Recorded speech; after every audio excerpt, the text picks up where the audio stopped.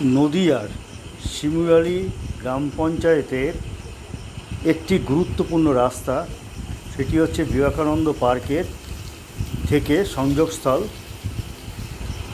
শিমুরালী বালক সংঘ ক্লাবের সামনের দিকে পাকা রাস্তাটি গেছে রাউতারি এবং স্টেশনের দিকে।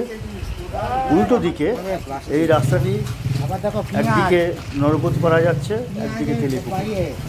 সেই গুরুত্বপূর্ণ রাস্তাটিতে আজ কয়েক বছর যাবৎ জল জমে থাকছে বর্ষা হলে।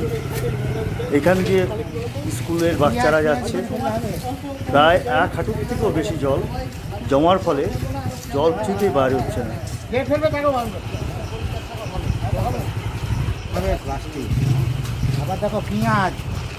এরপর শিমুরালী পঞ্চায়েতের গ্রামবাসীরা সকলে মিলে এই রাস্তাটিতে